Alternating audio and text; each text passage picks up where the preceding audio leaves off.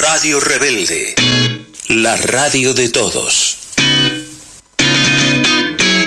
Proyecto Cultural Maíz Radio, un programa argentino e indo-latinoamericano. Entrevistas, poesía, opinión y debate.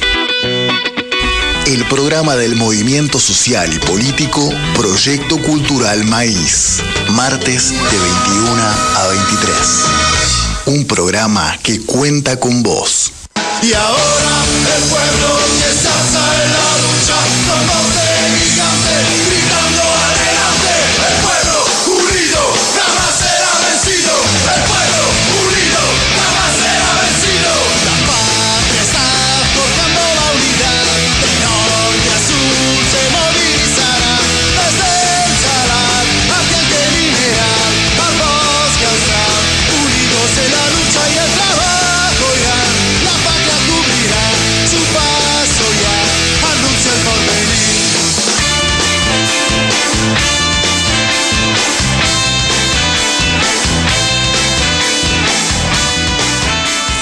Buenas noches. Y estamos en el aire y es martes 19 de abril. Y hoy tenemos de invitado a Mariano Quiroga, que nos va a hablar de tecnología y unas cuantas cosas más que queremos aprender y queremos preguntar.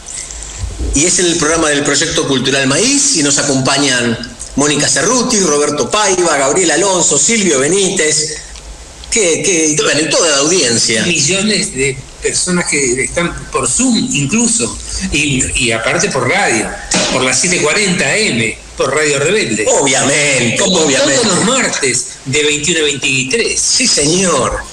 ¿Y cómo estamos? Hola, ¿cómo están? ¿Cómo les va? Qué bueno verlos. Qué bueno escucharlos a todos, qué bueno estar en contacto con todos ustedes. El programa de hoy además me parece que con Mariano Quiroga va a ser excelente, porque la verdad que todo lo que es la revolución tecnológica tiene sus bemoles, tiene sus detalles, tiene sus cositas, tiene mucho para hablar de eso. Me alegra mucho que hoy ese sea el tema. Bien. Mariano, ¿nos escuchás bien? Estás al aire, y a los oyentes, a los que agradecemos que estén, les contamos que, como hay protocolo todavía en la radio, no estamos todos allí. Algunos participamos por Meet. Mariano, es muy interesante el blog que vos tenés, Multiviral se llama, y toca temas realmente interesantes. Sí. Excelente. Sí, muchas gracias. Los estoy escuchando perfectamente. ¿Querés contarnos un poquito a nosotros y a la audiencia cómo nació tu pasión por este tema y cómo te incorporaste a esta situación? Sí, mi pasión de alguna manera arrancó por una necesidad. Yo era periodista más del palo de la cultura, y en algún momento tenía la entrevista muy linda con un artista que los que somos del palo de rock lo conocemos, que es Rock and Roll, que era el diseñador gráfico de Los Redondos y demás, y no sabía cómo venderla en redes, no sabía cómo generar la posibilidad de mostrarla en redes, y esa urgencia que tenemos los comunicadores de tener que generar contenido y a la vez tener que venderlo y a la vez tener que posicionarlo y difundirlo, me llevó en su momento a aprender técnicas de lo que hoy en día es community manager, social media. Y de alguna manera eso empezó a parecerme interesante, y ya da 4 años de esto, y eso terminó desembocando que encontré un montón de cuestiones vinculadas al poder de las redes, y a empezar a investigar, empezar a leer, empezar a vincularme con un montón de gente. Entonces terminé de alguna manera no solamente sabiendo cómo tenía que vender mi producto, sino también lo que terminé encontrándome, formándome como community, y a la vez eso me permitió meterme en el mercado laboral y a la vez aprender de lo que son las redes sociales desde un lado político. Entonces terminé de una manera como de los dos lados del mostrador. Por un lado, aprendiendo de lo que son las redes sociales para poder sacar el mayor provecho, el mayor jugo, de la mano de compañeros que tenemos en una agencia llamada Chacomedia, y después eso terminó desembocando en Multiviral, que es un proyecto que durante mucho tiempo lo hice de manera freelance para un montón de medios del campo nacional y popular, y hará 2 meses, el 16 de abril cumplí 2 meses con Multiviral, y con toda la ayuda de la gente de Chaco, que es la agencia en la cual también trabajo, me lancé a esta aventura de tener un portal que se dedica a la tecnología, que se dedica a tratar de entender por dónde va estas cuestiones de los medios de comunicación, las nuevas plataformas, el impacto que las mismas tienen en la sociedad. Y realmente muy contento porque lo que empezó como una necesidad hoy se transforma en algo que no deja de sorprenderme día a día, la cantidad de gente que lo está leyendo. Tuve hace muy poquito la agencia internacional Sputnik me entrevistó también por una de las notas donde analizaba el rol de las redes sociales en el conflicto entre Rusia y Ucrania. Radio Nacional también es otra de las radios que, entonces, de alguna manera me sorprende porque lo que empezó hace 2 meses como un blog con una intención claramente profesional y tratando de informar y tratando de dar un panorama, está teniendo muchísima repercusión y realmente me alegra mucho. Y eso desemboca en que hoy esté compartiendo la noche con ustedes. Sí, no es para menos. Vos sabés que nuestro especialista acá en tecnología, el que nos asesora porque somos una manga de analfabetos digitales, es Silvio Benítez, que sonríe, ahí lo veo en la pantalla. Perdón, Mónica, baja por favor el volumen de tu celular porque se escucha un ruido raro de interferencia. Gracias. No tengo el celular. Bueno, no sé, se escucha un ruido raro, gracias. Decíamos, yo te quería preguntarte, por ejemplo, ¿cómo se generan los contenidos de tu blog, de Multiviral? Bueno, lo que hay es una parte muy interesante que primero ahora estoy en una etapa de mucha curación de contenidos, ¿no? Hay muchos blogs que son internacionales que permiten de alguna manera tener un panorama. Entonces lo que hay es una elección de algún tema, como ahora que me llevó bastante tiempo en las últimas semanas, que era el conflicto Rusia y Ucrania. Me parecía que era muy interesante poder tratarlo. Y lo que hay es una curación de contenidos vinculado a eso. Después, por otro lado, lo que se hace es una selección de voces muy importantes, porque yo termino de alguna manera también convocando a mucha gente que sabe del tema. Eso me ha permitido entrevistar a Sergio Salinas, que es presidente de Internautas. Me ha permitido de alguna manera entrevistar a Alfredo Moreno, que también es alguien muy, muy interesante, que ha trabajado en ARSAT. Así que también lo que hay es como una selección de personalidades que yo considero que son de relevancia, de que aportan una mirada incluso mucho más enriquecedora a la que yo puedo darle, porque es gente que viene laburando hace muchísimo tiempo con el tema de la tecnología. Y ahora, dentro de muy poquito, estamos planificando que una de las secciones que vamos a tener con Multiviral va a estar orientada a la tecnología nacional, con un acercamiento a todo lo que es ARSAT, a todo lo que es INPAP, a todo lo que tiene que ver con poder entender desde este lugar el desarrollo científico y tecnológico que está teniendo nuestro país, utilizando una cablera de noticias y que levanta todo lo que tiene que ver con las políticas públicas de los distintos ministerios, que es la primera del plural, y de la cual también soy parte. Soy como curador de contenido, diseñador de todo lo que tiene que ver con la parte tecnológica de eso. Así que hay distintas fuentes dando vuelta y cada una me aporta la posibilidad de poder tener una mirada que después yo le pongo mi granito de arena, tratando de unir los puntos de las cuestiones que voy leyendo. Pero es raro porque, por un lado, la tecnología, en muchos aspectos soy bastante crítico de lo que es la tecnología, pero por otro termino dándome cuenta de que la utilizo para poder... ¿Se cortó el sonido? Sí, se ha congelado un poquito. Decime una cosa, Silvio, ¿Mariano es docente? Yo tengo entendido que Mariano es educador. Ajá. Ahí lo retomamos a Mariano, educador, periodista, y bueno, es el creador de la de la web multiviral. Sí, no, yo decía si era docente también, además de periodista. Quería saber, Mariano, ¿sos docente también? Porque es muy importante, los medios, todo lo que son las nuevas tecnologías ¿te parecen importantes para la educación secundaria, universitaria o primaria, para la educación de la... No, hace muy poquito con los compañeros de Chaco, que es la agencia esta de la cual soy parte, empezamos a construir un curso que llama los oficios o cursos de oficio para la comunicación. De alguna manera ahí hacemos un poco el rol de docente, le enseñamos a chicos y chicas, ¿no? a usar las plataformas para poder llevar adelante sus procesos productivos, y uno termina de alguna manera haciendo docencia junto con compañeros como que son parte de ese proyecto.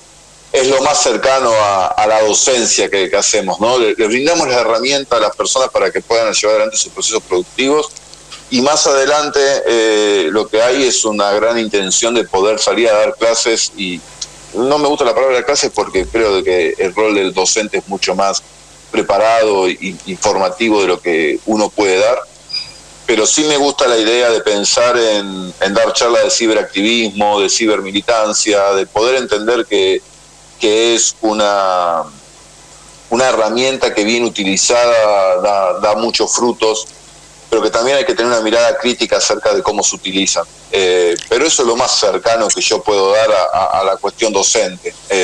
Me gusta poder hablar del tema, poder a la persona que me pregunta darle mi punto de vista, brindarle mis herramientas, pero es eso lo más cercano que tengo a la cuestión docente. La capacitación, pero hasta ahí. Bueno, está bien. ¿No sabes que para entrar en tu blog, al entrar en tu blog y recorrerlo y ver los temas que son muy variados y muy interesantes, aunque todos tienen como una línea de trabajo y cómo influye la tecnología en la información, en la opinión, me llamó mucho la atención un artículo que decía: estamos ganando bajo la lógica de los algoritmos. ¿Te acordás de cuál hablo? Sí, claro, el que escribí para la época del aniversario, del 40 aniversario, para la redundancia, de las Malvinas. Exacto, se ve una foto de la revista Gente con soldados apuntando, haciendo alusión a esa época. ¿Y cómo encararon ese tema? ¿Nos querés contar? Sí, ahí lo que hay es que casi todos los temas el blog tiene algo que es muy personal, es muy periodismo de autor lo que termina haciendo. Entonces, de una manera, la producción, si bien todo lo que es difusión, la idea, el acompañamiento, no estoy solo, hay una parte que sí corre por mi cuenta, que es la elección de los temas y cómo los quiero abordar, y eso fue un día de que yo pensaba de que hoy en día hay una falsa creencia que te dice de que con la proliferación de medios que hoy que pueden surgir a través de las redes sociales, poder estar informado puede resultar mucho más sencillo que en algún momento cuando uno tenía muy pocos canales. Pero cuando uno se pone a investigar, cuando uno empieza a conocer las redes sociales, cómo nos informamos, nos damos cuenta de que también los algoritmos pueden hacer que la información que recibimos esté concentrada en pocas manos y que exista la posibilidad de una difusión de una noticia falsa, que hoy en día se le conoce como fake news. Y me parece de que tranquilamente se podría haber armado para esta época una etapa como la que sucedió en aquel momento con el que estamos ganando. Hoy me parece, y en algún momento lo hablé con una entrevista que me hicieron, de que parecería de que hoy en día la mentira es mucho más circulable de lo que en algún momento era, e incluso pienso de que en algún momento a un medio lo podía llegar a ofender que le digan de que lo asociaran a la mentira, ¿no? Me acuerdo que en el 2008 se decía que Clarín miente, entonces realmente le quitaba prestigio a un diario, más allá de la ideología que uno pueda tener y lo que piensa sobre ese diario, le quitaba prestigio. Hoy siento de que la mentira está mucho más instalada porque lo que buscamos en las redes sociales, lo que buscamos en las plataformas, es tratar de consumir la información que más se asemeja a mis creencias. Entonces, yo puedo estar leyendo algo de que que puede resultar fantasioso, que puede resultar que no sea verídico, como puede ser en algún momento lo de las vacunas o demás, pero si yo tengo una creencia armada que sostenga que en las vacunas hay un chip, es muy probable que yo termine consumiendo esa información. Y entonces yo tranquilamente hoy en día me parece que con los algoritmos podíamos llegar a armar una etapa como que estábamos ganando Inglaterra en la guerra de las Malvinas, y alrededor de esa etapa crear una comunidad de personas que sostengan esa creencia. Hoy en día las redes sociales te lo permiten. De todas maneras, yo me acordé cuando vi esa noticia, que en aquel momento al comienzo de la guerra, el ejército dijo estamos ganando, y era eso lo que aparecía en todos los medios, o sea, porque fue la primera información que dieron. Entonces no sé si era fake news o era realmente la información que en esa época, en ese momento de la guerra dio el ejército, ¿no? Me parece que yo lo interpreto como que estamos hablando de que ni es buena la información única, porque en la época de Malvinas no había tanta tecnología, pero había una sola fuente de información. Recuerdo al periodista Casanseu, que nos contaba lo que pasaba allá. Después dijo que era como un Comefuentes de esa época, el Comefuentes de acá y el Casanseu de allá, y era una sola fuente de información, la oficial y militar, y los medios que replicaban aquí, ¿no? Y hoy la tecnología influye notablemente. Yo no creo que en la época de Malvinas se hablara de algoritmos. Cuando hablas de algoritmos, te referís a aquel sistema que evalúa qué preferís y te brinda información orientada en el mismo sentido de tus creencias. Claro, ¿cuál es la fórmula detrás del algoritmo? Es como descifrar la receta de la Coca-Cola. No se sabe muy bien qué es lo que motiva el algoritmo. Sí sabemos cómo funciona. Si vos empezás a buscar información, o si a vos te convence la idea de que podés estar ganándole a Inglaterra en las Malvinas, y empezás a buscar información sobre el tema, las mismas redes sociales, el mismo Google, te va a dar información vinculada a eso que estás buscando. Lo que buscan es que vos tengas una lectura placentera con respecto a esa creencia, y que después de ver un video en YouTube o ver una noticia en las redes sociales, siga existiendo la posibilidad de que sigas consumiendo eso. Esa noticia se termina haciendo fuerza, carne en tu sistema de creencias, y ahí se vuelve lo complicado, cómo salís de eso. Y yo creo que ahí ninguno de nosotros está exento. Digo, yo posiblemente esté consumiendo mucha información vinculada a creencias que yo tenía antes de sentarme delante de una computadora, y lo que haga es consumir ese tipo. Digo, hay que tener un ejercicio y un hábito muy armado para romper la lógica del algoritmo y empezar a buscar por nuestros medios cuáles son las posibilidades de informarnos que tenemos a nuestro alcance, para que el algoritmo no nos termine armando la dieta informativa, que es la que nos va a terminar formando nuestras ideologías, nuestras creencias. Claro, y aún así es peligroso, porque si uno busca en función de lo que cree, del propio prejuicio, por llamarlo de alguna manera, o de la propia estructura mental o ideológica, vamos a estar siempre buscando en función de lo que queremos escuchar, pareciera, ¿no? Como estar atrampado. Es el fortalecimiento de esas grietas de las que se habla. Terminás de alguna manera no solamente consumiendo información que es la que a vos te representa, y que muchas veces no importa si es verdad o mentira, mientras te represente vos la vas a seguir consumiendo, y después lo que terminás haciendo es generando comunidad con un montón de gente que está teniendo ese mismo hábito de lectura, ese mismo hábito de consumo de información. Y cuando vos lees siempre lo mismo y te relacionás con personas que piensan siempre lo mismo, ese pensamiento se termina fortaleciendo, y lo que termina sucediendo es que la tolerancia a escuchar a alguien que piensa distinto va disminuyendo. Entonces cada vez te resulta más chocante que alguien te diga, mira, estás equivocado. Nos pasa a todos en ese sentido, ¿no? Pero en ese sentido, Mariano, no es un problema con las nuevas tecnologías solamente. Cuando había solo radio, televisión, radio y diarios, y luego televisión también, cada quien veía determinado canal de televisión, leía determinado diario y escuchaba determinadas radios. Entonces, siempre había una línea ideológica en lo que se consumía en esos medios de comunicación.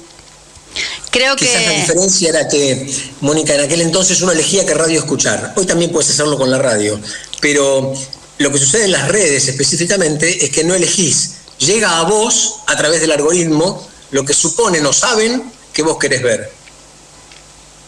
Y es interesante lo que dice Mariano de... Una pregunta, ¿puede ser? Claro, Zulma, bienvenida. Buenas noches a todos y a todas.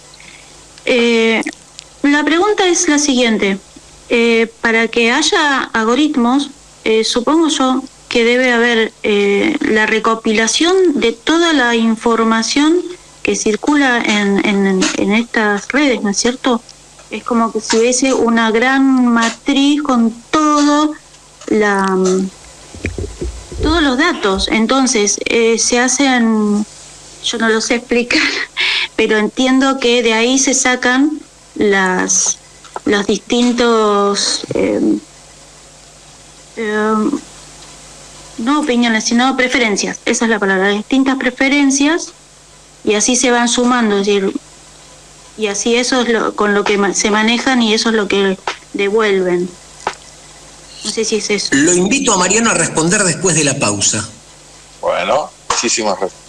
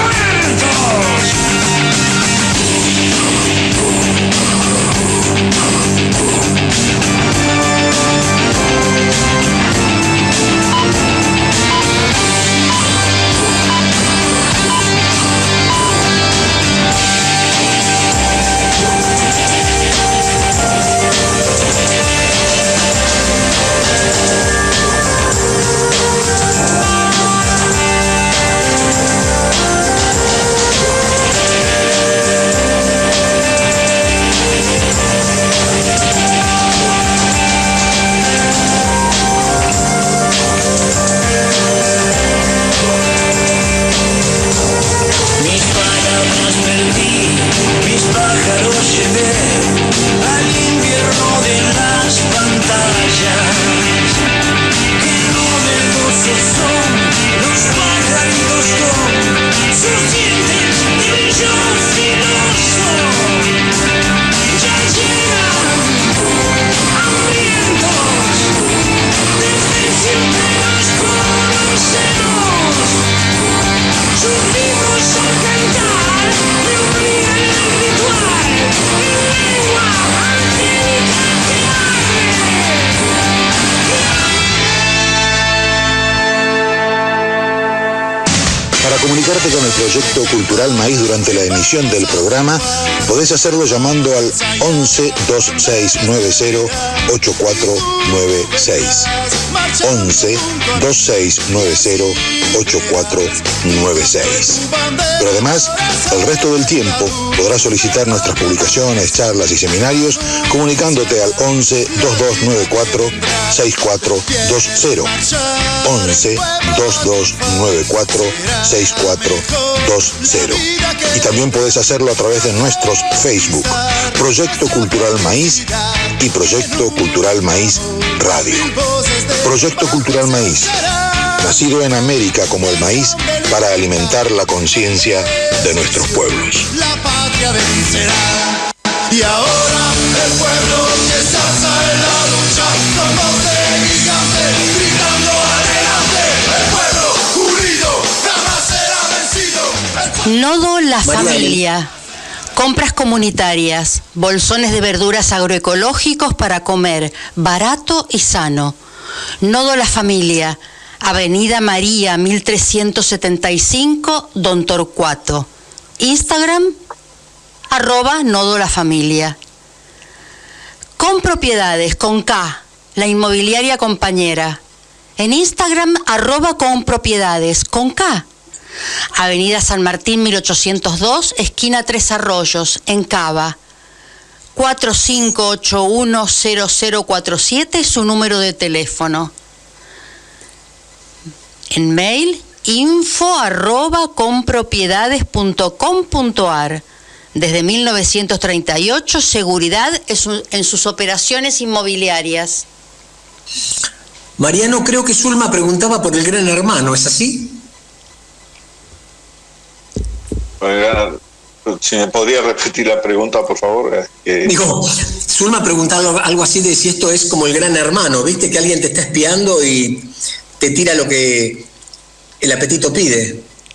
Sí, ¿no? Es muy de lo que en algún momento... Sí, siempre que se estudia lo de las redes se toman esos tres grandes textos que son 1984, La Naranja Mecánica, Un Mundo Feliz, que son de alguna manera todos esos textos distópicos que armaban una realidad bastante parecida a la que hoy en día estamos viendo. Sí tenemos un Gran Hermano, claro. Cuando pensamos en que quizás estábamos hablando de un tema y después resulta que ese mismo tema aparece en nuestra pantalla de celular, cuando hablamos de bananas y nos empiezan a vender bananas, cuando hablamos de viajes y nos empiezan a vender viajes, claramente existe una gran escucha, una gran observación y de alguna manera esos datos que vamos dejando constantemente son lo que después, mediante lo que es la Big Data, mediante un montón de mecanismos, lo van armando y saben exactamente qué pensamos, qué decimos, que de alguna manera dicen que Google nos conoce mucho más de lo que nos puede llegar a conocer un amigo o una pareja, porque le contamos cosas o preguntamos cosas en el buscador de Google que seguramente lo hacemos en intimidad y no se lo decimos a nadie. Termina siendo lo que en algún momento era el confesionario, ¿no? Entonces sí, de una manera hay un Gran Hermano dando vueltas por ahí. Mariano, y eso, perdóname, voy a hacerte una pregunta muy infantil, quizás. No. Pero, ¿cómo hace Google para tener nuestra data? O sea, ¿lo graban, lo tienen? ¿Lo graban, lo tienen, lo guardan? O sea, ¿cómo es? Hay una cuestión ahí que es que nosotros cada vez que nos metemos en el buscador de Google y ponemos algo, vos fíjate que siempre lo que buscamos es responder, que Google nos responda a preguntas, ¿no? De una manera. eso después termina ellos adquiriendo los datos. Cada paso que nosotros hacemos no son redes sociales, acá estamos hablando de plataformas, estamos hablando de páginas web o demás, ellos tienen un registro. Obviamente estamos hablando de que manejan cantidad de información, Google tiene 1.000 millones de usuarios, estamos hablando de una cantidad de información realmente descomunal. Pero cada uno de esos datos, cada una de esas afirmaciones, hay ahí una cuestión matemática, científica, algorítmica, que es la que termina delineando ese perfil, y es el que después a ellos les sirve para ese paquete de datos que dejamos nosotros, poder vendérselo a las empresas. Es toda una gran maquinaria, es todo un entramado muy descomunal, muy fantasioso, ¿no? Pensar de que nos conocen tan a la perfección, de que saben absolutamente todo lo que podemos pensar, sentir, y en base a eso poder sacar nuestras conclusiones, nuestros gustos. Realmente, cuando uno se lo pone a pensar, termina siendo como monstruoso. Y lo más grave de esto, o lo más raro, es que es una extracción de datos que por momentos es placentera, porque a quien no le gusta que el algoritmo nos tire en qué lugar puedo alquilar un hotel al precio que yo necesito. Entonces termina siendo como algo placentero. El problema es que detrás de eso lo que hay es una venta de muchas veces ideología, de partidos políticos que sacan provecho de eso. Ahí es donde se empieza a poner complicado el tema. Yo creo que no hay que perder de vista que el trasfondo ideológico de esta situación es que todos somos clientes para comprar cosas, para gastar dinero o sencillamente para consumir información que nos moldee ideológicamente para consumir. Claro. A mí me parece que somos mercancía, nosotros mismos. La mercancía de Google somos nosotros. Somos nosotros que le dejamos nuestra información, nuestros datos. Nosotros alimentamos permanentemente a Google cada vez que entramos por cualquier motivo, y la mercancía somos nosotros mismos. Es para internarnos en terapia el tema, ¿cierto? Sí, pero algo de lo que dice Mariano yo lo reconozco. Digamos, si yo era chico, iba al almacén y compraba el arroz, el café, el azúcar suelto, y el almacenero tenía esa habilidad para enrollarte la bolsita de papel y dártela, y vos te veía venir y sabía lo que vos llevabas toda la semana, sabía que llevabas el café, el azúcar y el arroz.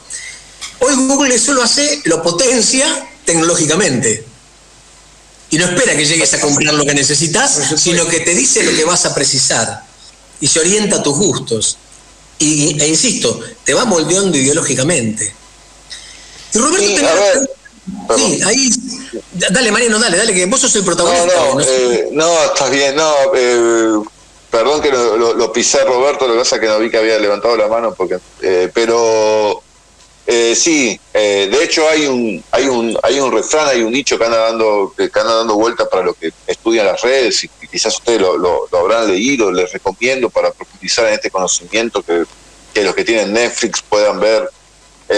Nada es privado, o el Social Dilema, que son dos documentales. No sé si todavía siguen estando en Netflix, hasta hace muy poco estaban, pero dice que cuando el servicio es gratis, el producto sos vos. O sea, de alguna manera, lo que nosotros tenemos que entender ahí, que nosotros somos no somos clientes. Los clientes no somos nosotros, los clientes son las empresas que compran ese producto. Nosotros somos el producto, nosotros somos la transacción entre la empresa que le compra los datos a Google y el servicio que ofrece Google, que es la cantidad de datos que tiene. Nosotros, más que clientes, somos producto de Google, porque en realidad nosotros no le ponemos plata a Google. Google lo que hace es extraer nuestros datos, esos datos después los almacena, arma perfiles y los vende. Podemos llegar a ser clientes si nosotros queremos, de alguna manera, tenemos alguna empresa o tenemos algún servicio y tenemos una página web y decidimos vender o decidimos comprar la publicidad de Google. Entonces ahí sí pasaríamos a ser clientes, pero en su mayoría, más que clientes, somos el producto que Google comercializa con las empresas que deciden comprar, pautar publicidad en los motores de búsqueda. Roberto tenía una pregunta que estaba ahí en la gatera. Sí, quería consultarte acerca de la relación de todo esto con la neurociencia, de qué manera los centros académicos e investigativos y de investigación son de alguna manera proclives a sumarse a todo esto a través de seguramente una muy buena paga, ¿no? Vos sabés que hay algo que a mí siempre me impactó con respecto a todo lo que tiene que ver con las redes sociales y demás, que en el mismo que en la misma Universidad de Stanford, en Estados Unidos, que ahí es donde de alguna manera es como la cuna, está muy cerquita de Silicon Valley, que es el lugar donde están reunidas geográficamente todas las plataformas, todas las grandes empresas, funciona un departamento que se llama inteligencia persuasiva. O sea, hay gente que está laburando y pensando todo el tiempo cuáles son las modificaciones que pueden hacer para que vos te quede la mayor cantidad de tiempo posible en esa plataforma. Cuando ellos pierden poder adquisitivo, pierden poder cuando vos decidís apagar el celular, cuando vos decidís de alguna manera no usarlo, ahí es donde ellos pierden poder. Entonces lo que están constantemente investigando, trabajando en ese laboratorio, es de qué manera poder afianzar, poder reforzar desde los colores, desde la tipografía, desde que las notificaciones aparezcan en los momentos precisos y a una determinada cantidad de tiempo, o que cuando vos estés usando una aplicación aparezca notificación de otra y eso te permita como engancharte constantemente, porque el objetivo de ello es que vos estés la mayor cantidad de tiempo conectado, y sucede en un montón. Todas las plataformas tienen algo que hace que a vos te permita estar un tiempito más conectado. Por ejemplo, si nosotros vemos plataformas como Netflix, la cuenta regresiva para que vos tengas que cambiar decías apagar la televisión para no seguir viendo una serie, está pensada para que esa adrenalina que a vos te puede llegar a generar, saber de que en 10 segundos va a venir el próximo capítulo, está pensado estratégicamente para eso, para que vos no lo puedas dejar. Las notificaciones, el ruido, digo, cada detalle está pensado de una manera muy específica para que vos no te desprendas. Y cada vez que vos decidís apagar el celular, cuando vos decís, bueno, hasta acá quiero ver hoy y hasta acá me voy a enganchar con esta serie, la veré mañana, lo que estás haciendo es ganarle una pequeña pulseada, una pequeña batalla al interés de estas plataformas de que vos te quedes la mayor cantidad de tiempo. Una cosita muy cortita para cerrar, porque lo de Netflix es realmente muy interesante. El CEO de Netflix en una conferencia dijo de que el mayor enemigo que ellos tienen, el mayor competidor que ellos tienen, no es Amazon Prime o Disney, Star Más, sino de que el mayor enemigo que ellos tienen es el sueño, que ellos se dan cuenta de que que no tienen todavía la posibilidad de invadir el sueño, entonces, y es el único momento en el cual vos no estás usando las plataformas, y ellos consideran de que poder vencer eso es la última batalla que tienen sobre la dominación de cada uno de nosotros. Qué interesante. Yo pensé que ibas a decir que el mayor enemigo era el libro. Sí, también, ¿no? Puede ser. Me acuerdo una frase de Groucho Marx que decía que cada vez que alguien prendía la televisión, él se encerraba en una pieza a leer un libro. Yo soy muy defensor de vuelvo a decir, hay una gran contradicción incluso en mí, porque yo actualmente, gracias a las plataformas o gracias a YouTube, por ejemplo, te paso a contar cosas personales, pero gracias a YouTube, por ejemplo, estoy aprendiendo a tocar un instrumento musical, o gracias a Google he descubierto bibliotecas virtuales en la cual tengo infinidad de material para descargarme y leer. Entonces, hay una contradicción dando vuelta ahí, porque tengo una gran cantidad de material didáctico, de formación, que yo lo utilizo mucho, tanto en mi rol como social media, como en mi rol como periodista.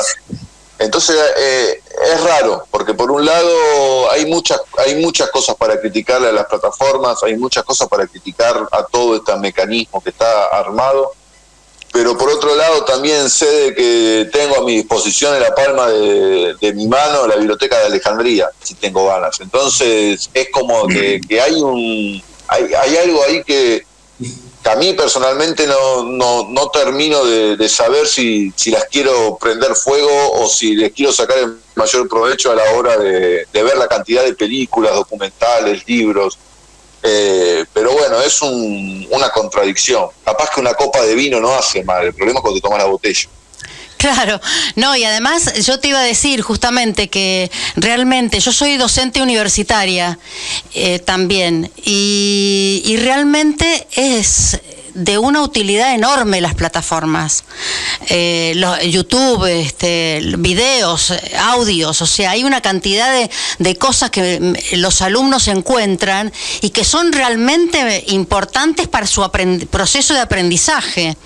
El tema es que cuando, no sé, por decirte algo, uno va en un colectivo y todo el mundo está mirando el celular, ¿entendés? Entonces, a lo mejor el viaje es de media hora, 40 minutos, una hora, y todo ese tiempo están mirando el celular.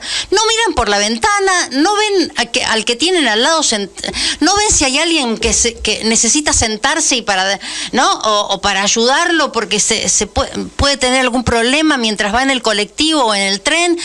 Y no, o sea, es como que ahí sí es lo negativo, digamos, de las plataformas, me parece, ¿no? Esta captura que hace de la gente y que hace que la gente deje de preocuparse y ocuparse del resto de la gente. Ahora también tiene eso otro positivo de que podés aprender muchísimas cosas sumamente importantes y que muchas veces en los libros no estaban. Pero sí. Es verdad, sí. Hay dos cosas ahí dando vuelta. La primera que tiene que ver con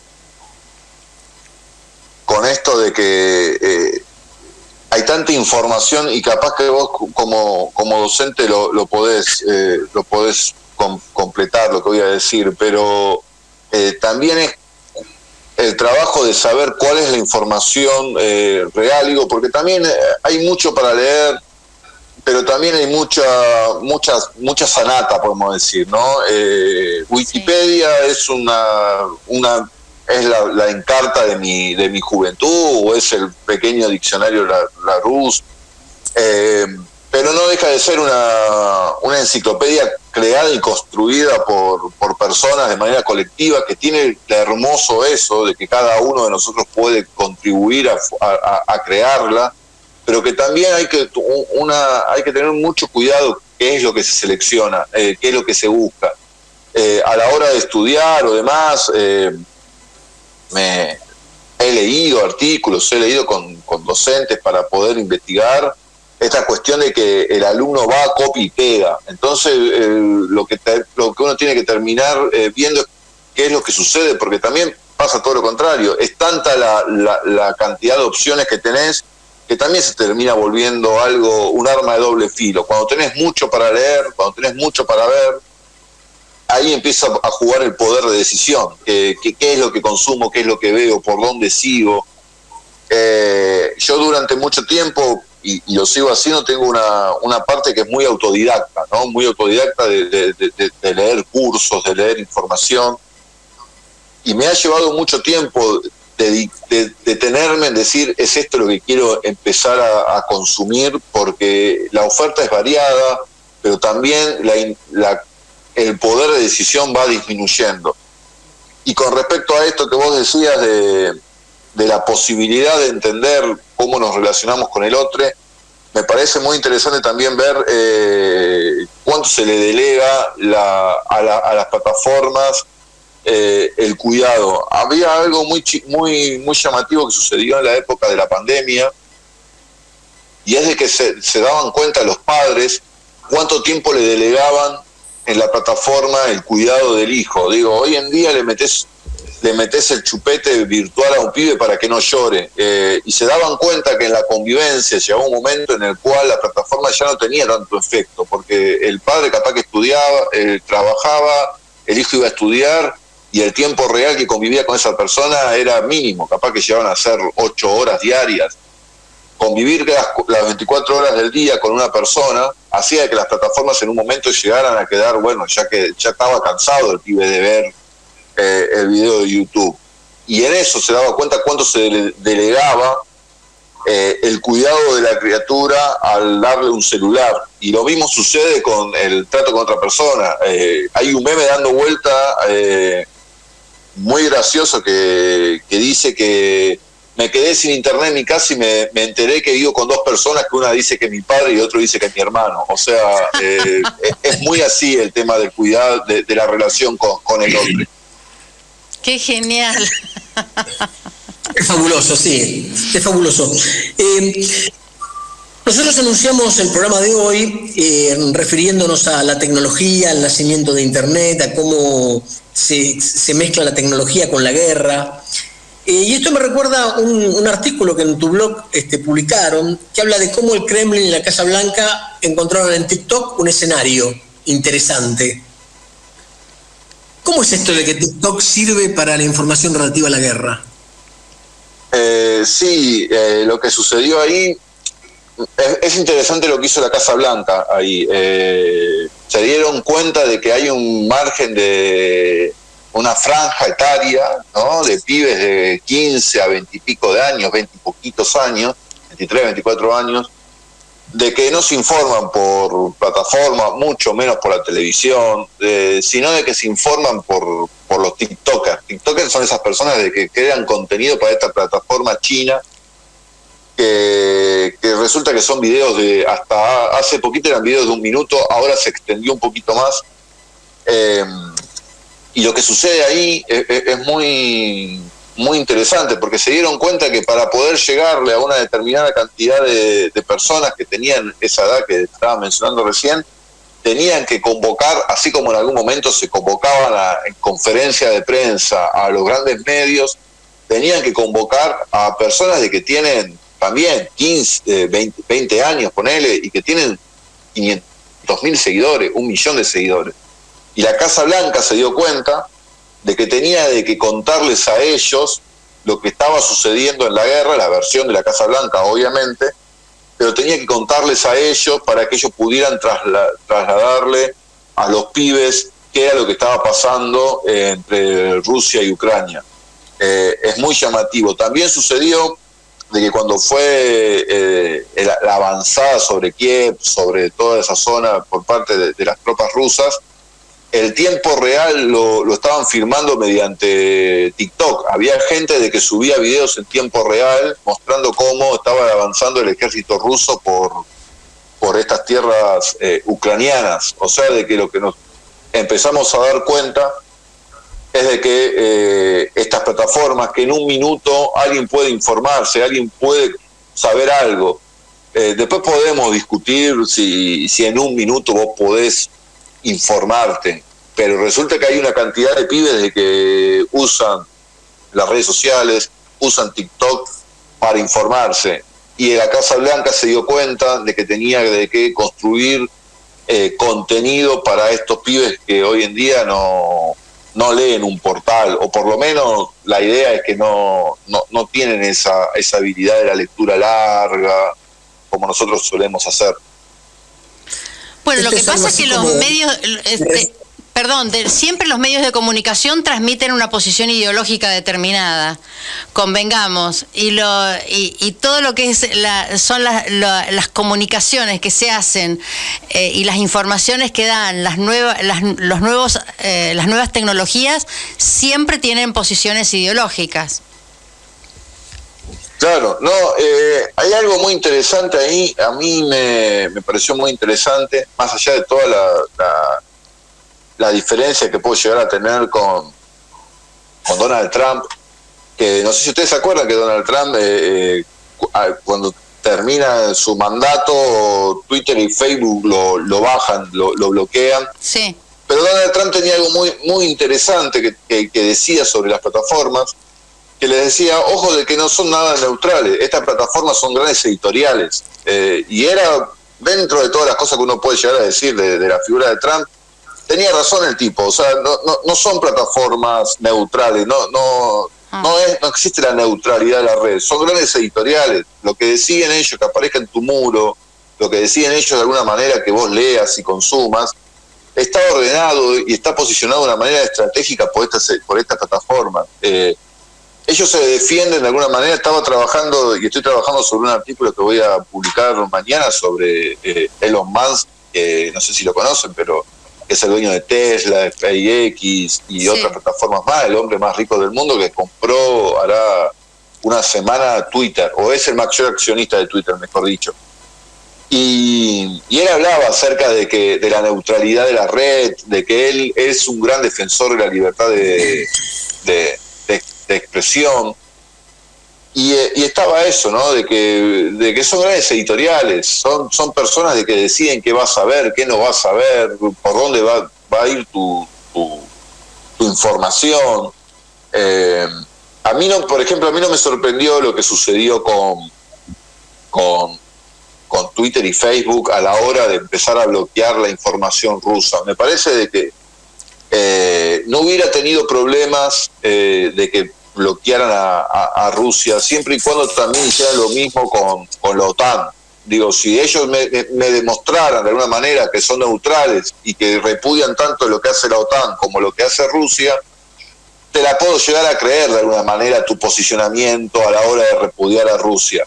Pero cuando durante mucho tiempo no dijiste nada sobre las cuentas de que informan o cubren lo que hace Israel sobre Palestina, lo que hace Estados Unidos sobre un montón de países, y sí lo haces sobre la avanzada de Rusia sobre Ucrania, claramente hay una intencionalidad, y ahí queda demostrado de que en realidad lo que estás haciendo es funcionar para lo que fuiste creada, porque tenemos que acordarnos de que las redes sociales, las plataformas en sí, es un gran invento del aparato armamentístico y militar de Estados Unidos. Entonces, de alguna manera, reaccionaron y funcionaron como para lo que fueron creadas, en un escenario, en un mapa de conflicto, neutralizar y bloquear la voz disidente a los intereses que ellos mismos tienen. Así de que redondeando, la neutralidad de la red no existe, y sí, son grandes editoriales. Claro, exactamente, sí. Sí, Silvio, ¿qué querías? Bueno, quiero, en función de esto que está diciendo sobre que no es neutral y mencionando las acciones que tomó el gobierno de Estados Unidos para convocar a los TikTokers y dar una batalla en esa plataforma, ¿cómo ve el ámbito argentino, digamos, en el campo nacional y popular? ¿Cómo entiende el campo nacional y popular, o cómo ve el campo nacional y popular este posible territorio virtual o de discusión o de debate o de lucha, de puja virtual política? Estamos retrasados en ese sentido. Hay alguien que en Argentina ya tomó esta postura y logró cosas. ¿Cómo ves el tema de esta disputa, ¿no? Analógica, territorial o virtual? A mí me gusta hablar ahí de que son 4 territorios y que ninguno de los territorios compite con el otro. Para mí los 4 territorios es el territorio digital, el territorio mediático, la calle, y después está el territorio institucional, ¿no? Lo que son las grandes instituciones y demás, como el aparato del Estado, como se le puede llegar a nombrar. La militancia en sí, yo siento que recién hace muy poquito empezó a darse cuenta de que el territorio digital había que ocuparlo. Durante mucho tiempo, y me acuerdo, por ejemplo, incluso a principios de la pandemia, cuando se había hecho, por ejemplo, el 17 de octubre de manera virtual, y si bien después se ganó la calle, la militancia siempre entendió, lo que tenían los militantes era esta cosa como de que el territorio digital es de ellos. Me acuerdo, yo he militado orgánicamente en algunos partidos políticos, o en un solo partido político, pero en varias organizaciones vinculadas a ese partido político. Y era esta cuestión como lo digital es de la derecha, son las armas de la derecha. Y de alguna manera me parece de que lo que quedó demostrado hoy en día es de que vos no podés dejar librado ningún escenario. Tenés que dar la batalla en las redes. Las plataformas son necesarias para la construcción de ideología, para defenderlas. Hay dos hechos que para mí son muy puntuales para entender cómo se organiza la militancia. Sumaría un tercero, pero no sé si ustedes se acuerdan cuando fue la desaparición hasta el momento de la desaparición, después lamentablemente nos habíamos enterado que lo habían asesinado, de Santiago Maldonado, pero durante mucho tiempo, mientras Santiago Maldonado estaba desaparecido, había un movimiento en redes bastante interesante que era, que no sé si ustedes lo habrán participado, que era: yo estoy en mi casa tomando mate con mi viejo, ¿dónde está Santiago Maldonado? Era algo que se usaba mucho como hashtag: ¿dónde está Santiago? ¿Dónde está Santiago? Me parecía que algo muy bueno desde la militancia, cómo se hacía pedir la aparición con vida de Santiago Maldonado. El segundo es tomado de lo que en Estados Unidos se llama el Lie to Me, que es la lucha de las mujeres por las cuestiones de género. Acá en Argentina fue el Ni Una Menos. Empezó con un hashtag, empezó con una movilización muy fuerte vinculada a las redes sociales, que después se trasladó a la calle.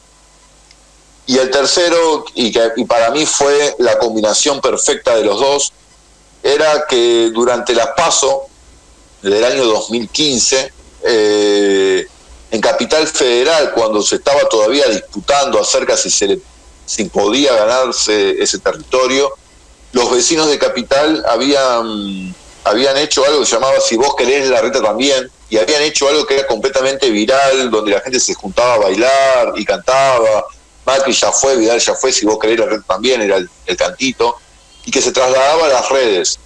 Ahí es donde nosotros podemos ver de que había una inventiva, hay una creatividad puesta al servicio de utilizar las redes sociales y las plataformas, y que la calle también es importante.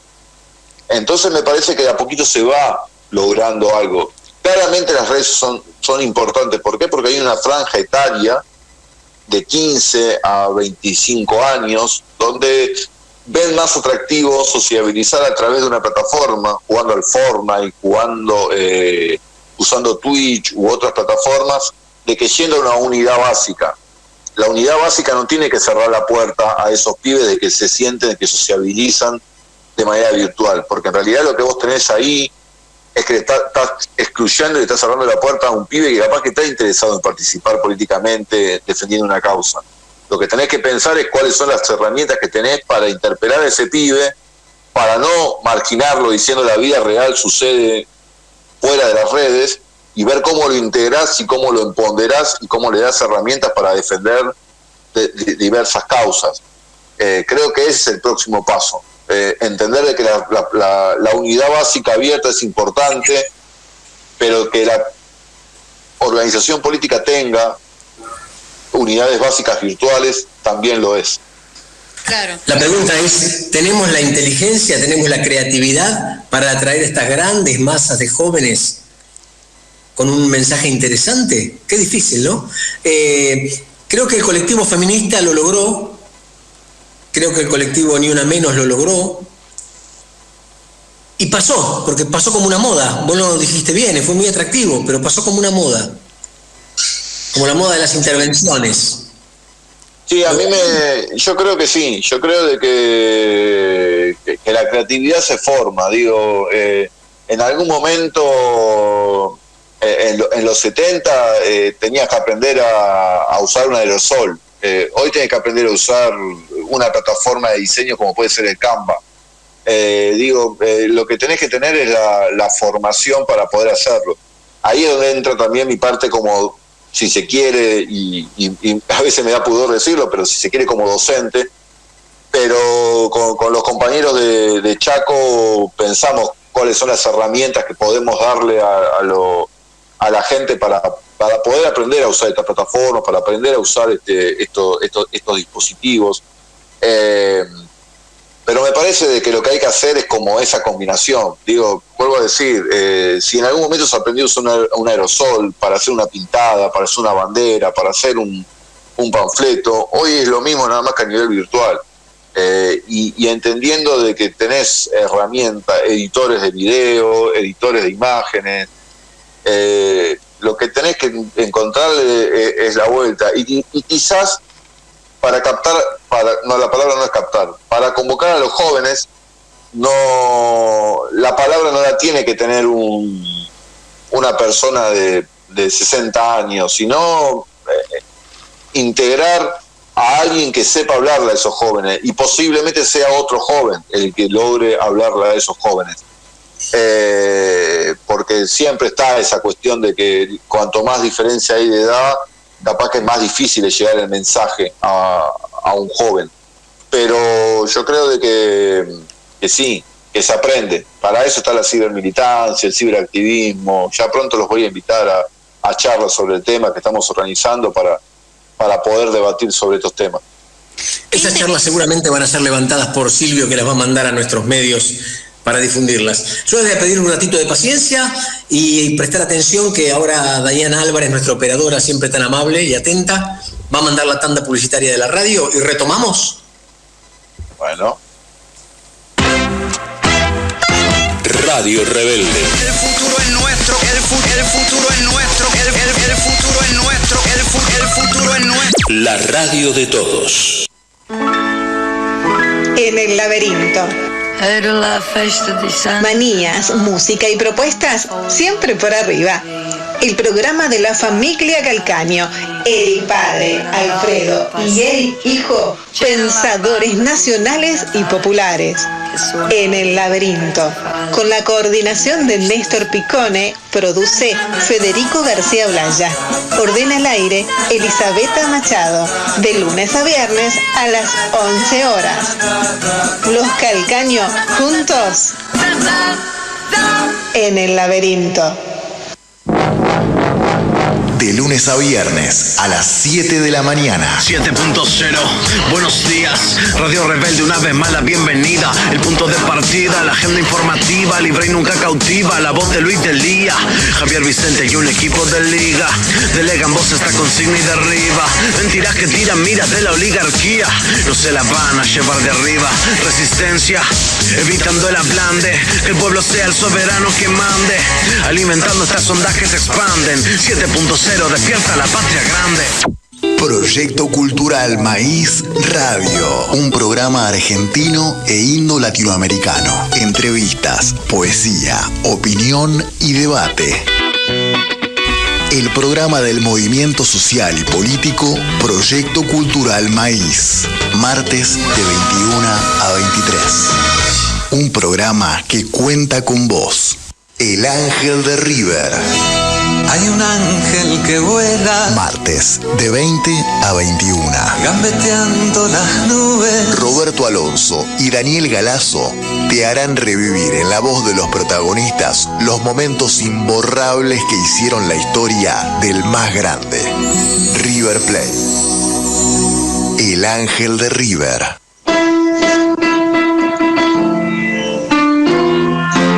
Pianos, Jesús Páez e Hijos.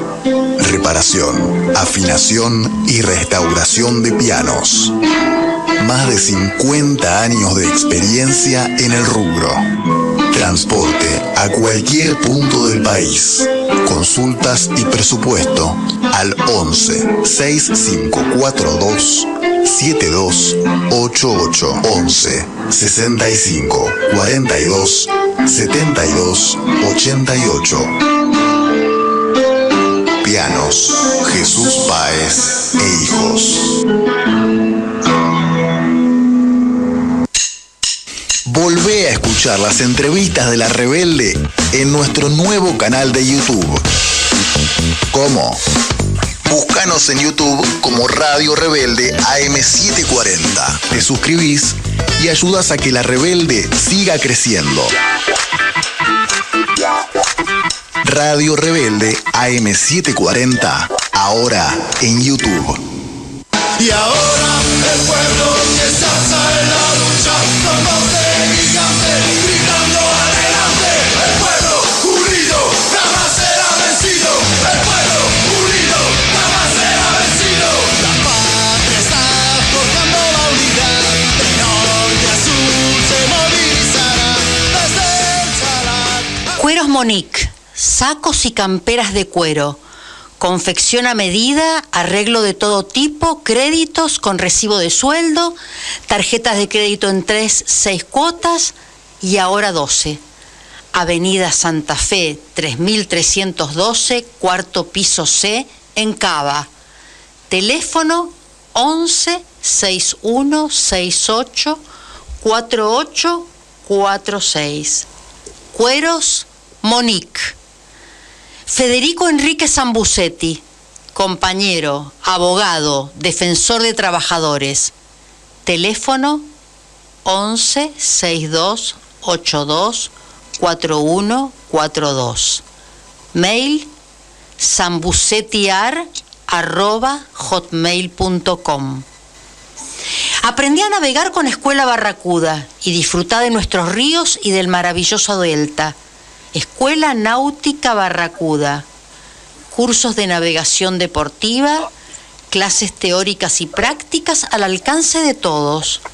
Escuela Náutica Barracuda con K. Llámanos al 11 57 52 28 51 o buscanos en redes sociales @Escuela Barracuda. Con K, no te olvides. Mariano, tan es así que todos los sectores necesitan comunicar y entrar en esto que odiamos y que a la vez necesitamos, que son las redes, que miraban tu blog que hasta el Papa Francisco brindó una mirada de cómo somos en las redes sociales. ¿Cómo es esto?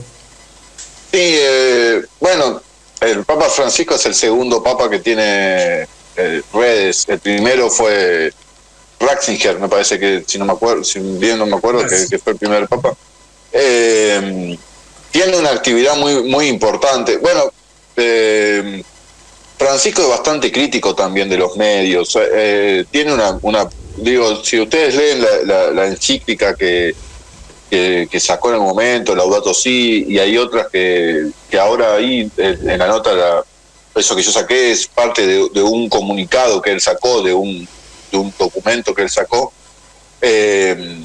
Es lo que habla más desde el lado de cómo las redes sociales influyen en la paz de una sociedad, ¿no? Cómo las mismas nos generan, bueno, precisamente en uno de los puntos hablan acerca de cómo nos aíslan, cómo, entendiendo que capaz que la comunidad que plantea la iglesia o la comunión entre personas que puede plantear la iglesia, lo ven como algo que se está rompiendo y mediante las redes sociales. Es muy interesante, más allá de que uno pueda llegar a tener la religión católica o como creencia, es muy interesante el posicionamiento también de Francisco con respecto a los medios de comunicación, con respecto a la fake news. Si uno lo toma como un personaje político y no como el representante de la Iglesia Católica, y puede leer eso como lo que desde esa mirada, uno se puede dar la oportunidad de encontrar a alguien que tiene una mirada muy certera sobre el funcionamiento de las redes y cómo las mismas contribuyen a la fake news, al resquebrajamiento de la sociedad. Recomiendo mucho que ahí en la misma nota, si la pueden leer, está el nombre del documento que está sacado de ahí, pero es una gran crítica a los medios de comunicación que recomiendo que la puedan leer la nota para que puedan conocer mi blog, pero que también puedan obviamente leer a Francisco. La encíclica se llama Fratelli Tutti, o sea, todos hermanos, que como mensaje es muy interesante. Mariano, pero ¿por qué no decís acá cuál es el blog para que la gente que está escuchando la radio lo pueda encontrar? Y el blog se llama Multiviral, tiene que poner multiviraloc.wordpress. Por ahora estamos laburando para pronto tener la página web para poder decir multiviral.com.ar, pero por ahora es multiviral.wordpress. Y si no pueden, a los que usan Instagram, pueden ir a multiviraloc, buscarme en Instagram así, y si no también en Twitter como Maeski73, es el blog el Twitter mío personal, pero ahí también pueden encontrar el link al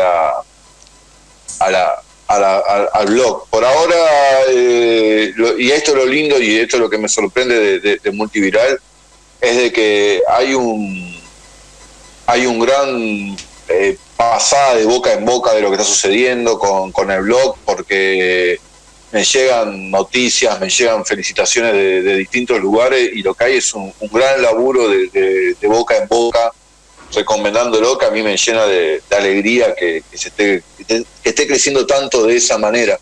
Pueden encontrar también un canal en Telegram que estamos armando, donde también ahí estamos subiendo el link, pero bueno, son los canales que tenemos para ir difundiéndolo, esto que está sucediendo. Y a partir del 2 de mayo, en esta misma radio, con un compañero que se llama Jorge Pardes, con otro, Mariano Quiroga también, que es periodista en Presenza, me han convocado a tener una columna semanal sobre tecnología, así que también ahí vamos a poder hablar de esto en esta misma radio, en la 740. Excelente, qué bien, qué bueno.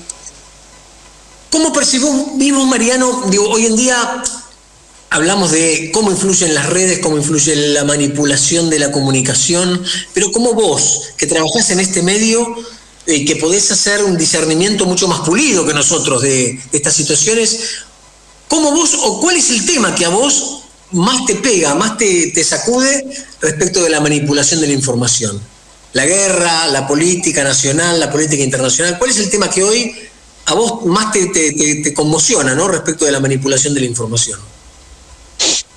Me pasa que, por ejemplo, me gusta la cuestión geopolítica.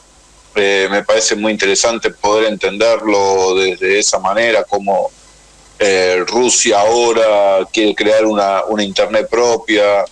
Me llama mucho la atención también estos personajes que están detrás, parece que son los rockstars de este siglo, ¿no?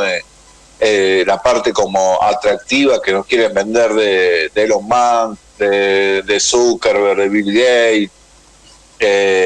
Tienen algo como que es muy muy interesante ver cómo construyen eso, ¿no? Hay temas que realmente que todavía no pude llegar a tocar, pero por ejemplo el objetivo de Google, que Google es mucho más que un buscador, muchísimo más que un buscador. Google, incluso la empresa que contiene a Google se llama Alphabet, y en realidad dentro de todo eso, por ejemplo, hay un proyecto que buscan extender la vida más allá de los 100 años, estamos hablando de 150, 200 años. Creen ellos de que pueden llegar a lograr de que el ser humano viva 200 años.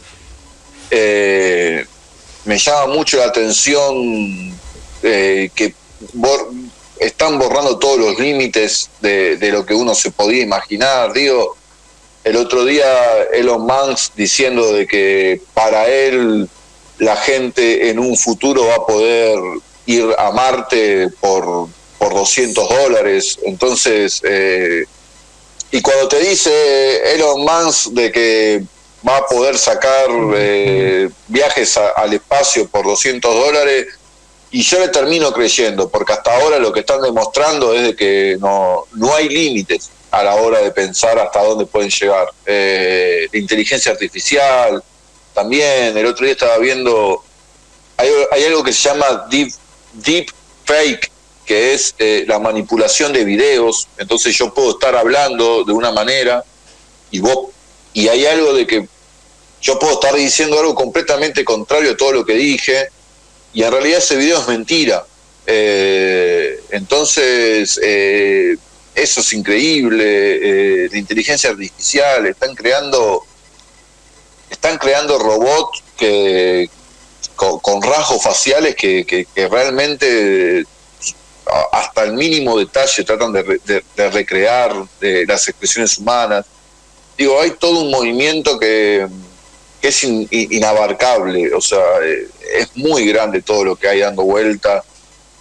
A mí me apasiona todo esto, porque realmente yo de chiquito leía mucho lo que es Isaac Asimov, fui un gran lector de todo lo que son las distopías, y hoy en día de repente te das cuenta de que todo eso que en algún momento parecía fantasía, hoy puede ser real. Digo, pensar de que en algún momento vamos a poder llegar a vivir 300 años y de que vamos a poder ir de veraneo a Marte por $200, yo no lo veo algo ilógico, porque creo que hasta ahora demostraron que están en condiciones de hacerlo. Es cuestión de tiempo nomás. El metaverso, es cuestión de tiempo nomás para que estos tipos vayan por esas cosas que se plantean. Sí, para eso están destruyendo la Tierra, para irse a otro lado. Sí, en realidad no parece un proyecto planetario, parece un proyecto para pocos, ¿no es cierto? Algo más que nos van a vender en el futuro. Lo veo a Roberto Paiva en la pantalla reírse. Paiva, contanos un poquito el punto de vista filosófico de esto. No sé si hay una filosofía, hay una praxis, ¿no? Hay una práctica concreta de todo esto, y hay objetivos y demás, pero es cierto, hay un costo también. Yo creo que la ciencia en general, la tecnología, ha sido expropiada, y creo que en algún punto tenemos que darle una utilidad. No sé qué pensás vos, porque lo que te quería consultar era respecto a los objetivos más fantasiosos y más ambiciosos que se puede tener de todo esto, y le estás dando respuesta, ¿no? Realmente. Ahí de vuelta me pasa de que me encuentro de vuelta con una gran contradicción, porque vuelvo a creer de que sí, el avance científico, pero también la expectativa de vida ha aumentado, la idea de poder, mediante la ciencia, también que queda en manos de Alphabet, y hay que ver qué es lo que planean hacer, pero ir en busca de la cura de enfermedades que hoy en día parece imposible de pensarlas de alguna manera, y erradicarlas, como pueden ser los cánceres más fuertes, y que tienen esa misión, por un lado uno dice, bueno, puede ser alentador, hay que ver, hay que ver si no terminamos en una realidad de lo que quizás los que pudieron ver Terminator, esas guerras entre máquinas y hombres, termina siendo real. No sé, por eso hay lugares donde realmente no termino yo de tener un posicionamiento, de decir estoy completamente en contra. Hay cosas que parecen que pueden llegar a estar copadas. El problema es en manos de quién. Internet, vuelvo a decir, Internet es una gran herramienta. Lo que hacen las personas que militan el software libre, lo que hacen muchas personas que realmente entienden a Internet como una herramienta transformadora y que pueda ampliar un montón de posibilidades, es muy interesante. La ciencia misma ha permitido que la vacuna contra el COVID fuera mucho más rápida de desarrollarse de lo que quizás no hubiera sido en otros momentos. La ciencia misma y la tecnología permitieron. Y uno se pone en abogado del diablo, dice, ¿qué hubiera pasado con la pandemia o qué hubiera pasado con nosotros si la pandemia se agarraba en una época donde no hubieran existido las redes sociales? Este hermoso programa que estamos teniendo es mediante una plataforma de Google. Entonces, hay algo ahí que no termino de saber si, de vuelta, si las tengo que prender fuego o si tengo que aprender a usarlas y saber que yo las tengo que dominar a ellas y que no ellas me tienen que dominar a mí. Me parece que ese es el gran desafío que tenemos. A lo mejor lo que me parece es que tendríamos que hacer un ejercicio ético de todo esto, lo cual no es nada fácil, y lo estás planteando de alguna manera, porque esas contradicciones que tenemos todos y todas con este tipo de temas, aún los que no sabemos, los neófitos, y los que saben más con ustedes, nos pone a prueba todo esto, ¿no? Bueno, convengamos que es muy difícil. A ver, cuando uno sube el auto pone una dirección en un GPS y llega a un lugar y dice, qué maravilla la tecnología, pero eso fue un invento militar. Sirvió primero para lo militar y luego pasó a lo civil. Entonces es muy probable que esta cuestión del robot, que es muy útil y que puede ser un robot apto para la medicina, un robot apto para acompañar a un anciano o para ayudar a alguien no vidente a cruzar la calle, termine siendo primero un robot militar, hasta que termine después siendo útil para la sociedad. Y este es el dilema ético, ¿no es cierto? Pero bueno. Sí, ahí yo recomiendo una entrevista que le hice a Esteban Magmani, que es una de las primeras entrevistas que van a aparecer ahí en Multiviral,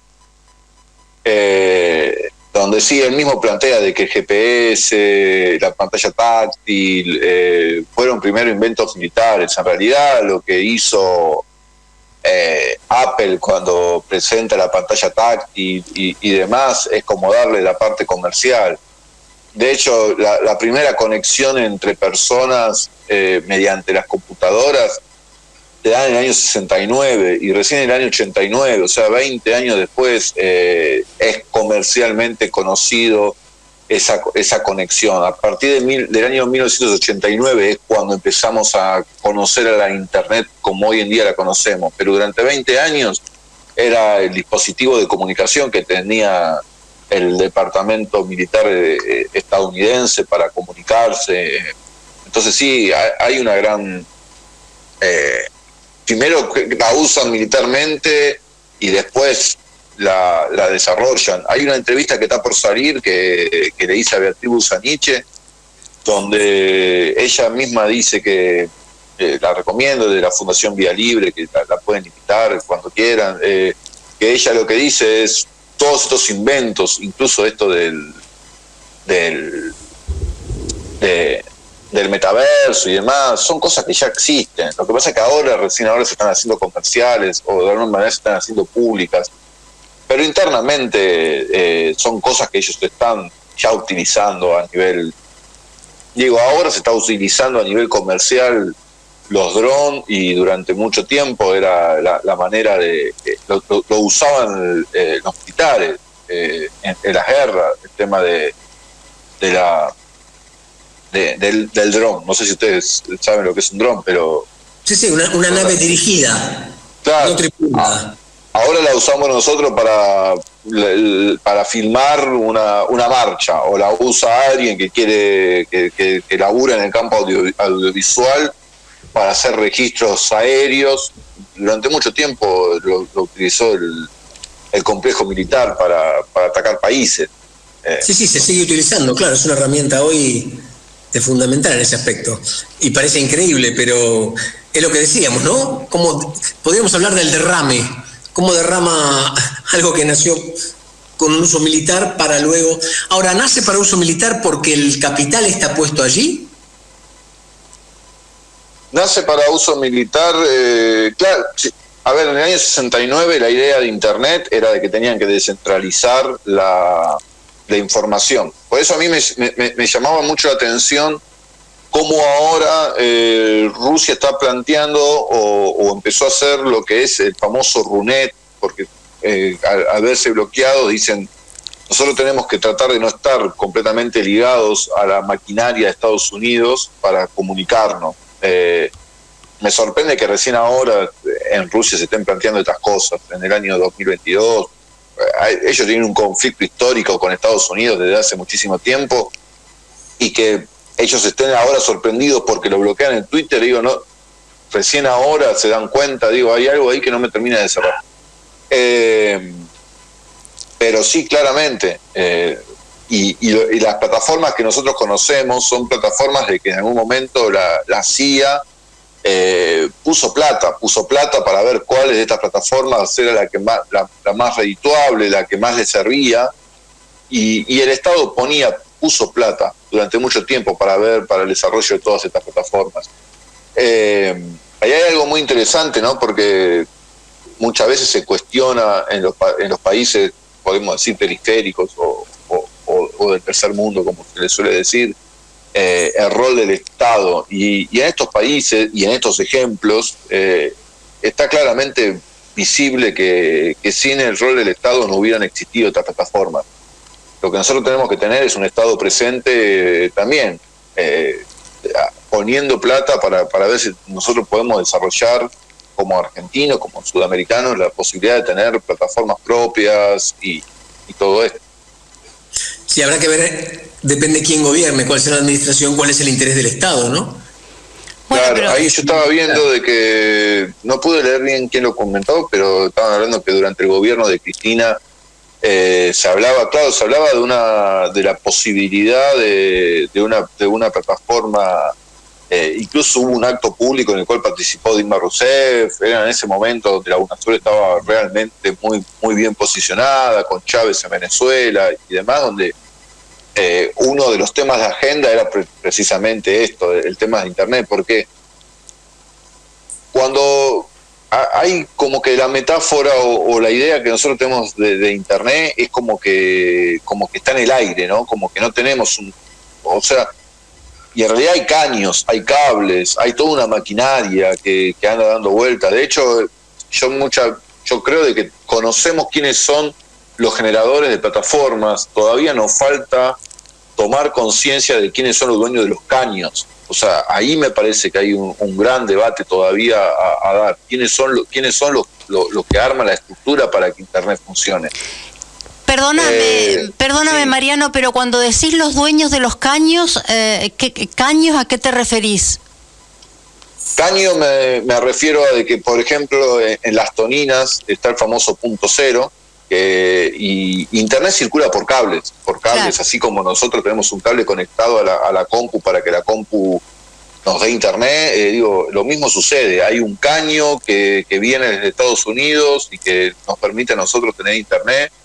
El punto cero se le llama, está en las toninas, y lo que podemos ver es que que hay toda una maquinaria, hay todo un entramado de cables oceánicos, y todo desemboca en Estados Unidos. Tenemos una dependencia muy grande con respecto a la conectividad y vinculado a que todo sale de allá.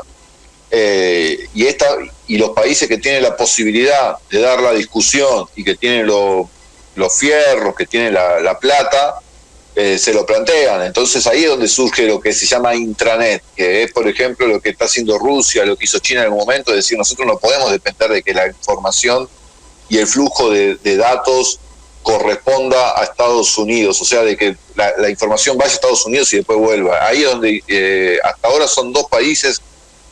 Rusia empezó a hacer los primeros experimentos en el año 2019, durante la pandemia se pospuso y ahora se está volviendo a iniciar, pero es esto, es decir, tengamos nuestro propio entramado, nuestra propia red de cables, de caños que nos permitan tener Internet y no depender de Estados Unidos. Claro.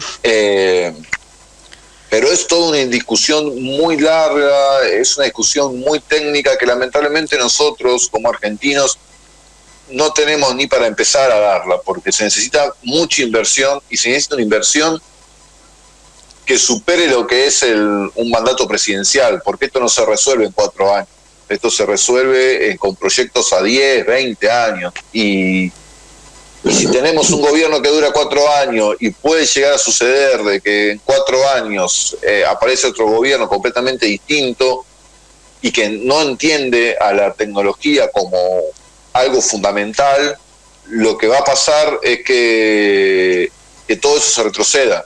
Y es muy interesante, yo les voy a pasar porque es una de las entrevistas porque hay mucho material multiviral de que está como en gateras, porque hay todo un laburo como que todavía por salir.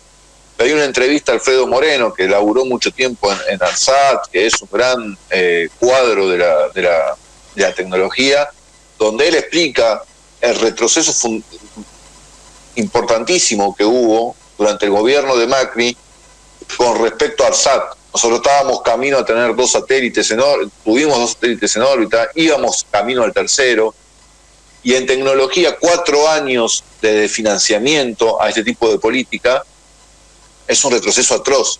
Entonces es un retroceso que te lleva a que después vos tengas que volver a empezar de cero. Entonces estamos parados en un lugar donde va a ser muy difícil plantearnos la independencia, porque así como se habló en algún momento de independencia económica, soberanía y demás, también necesitamos la independencia, la soberanía tecnológica, pero es muy difícil porque son procesos de más de 4 años. Sí, perdón, me extendí demasiado. No, para nada, siempre es interesante escucharte. Vamos a hacer una pausa para escuchar un poco de música, gracias a Diana, y luego te quiero preguntar, después de que Zulma haga la pregunta que quiere hacerte, sobre el colectivo Científicas de Acá. Bueno, dale, un poco de música. 1, 2.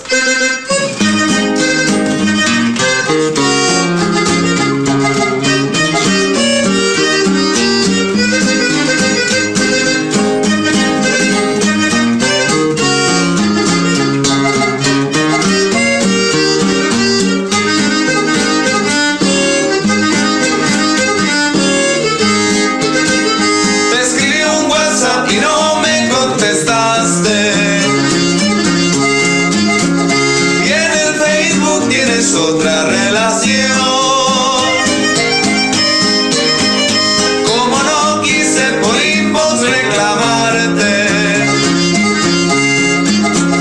mejor subiré a YouTube esta canción.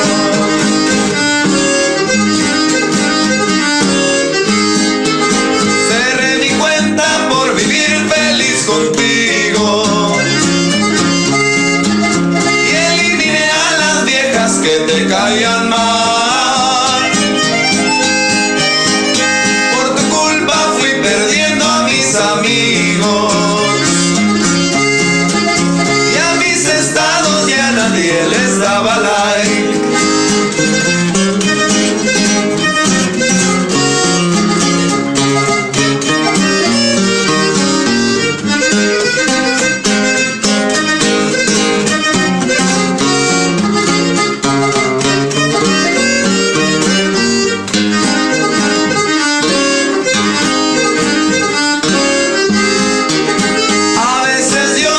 Cerquita de las teclas, las de mi laptop, no quiero que pienses mal. Y yo quisiera que en el Twitter me siguieras, aunque sé casi ni le entiendo la verdad.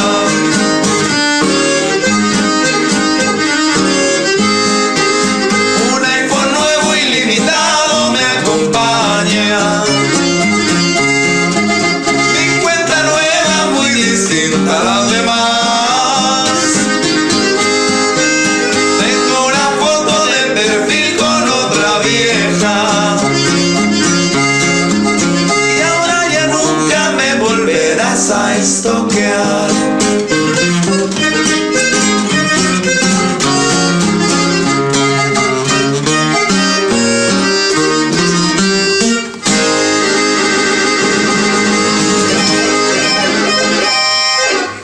Y ahora el pueblo que se alza en la lucha.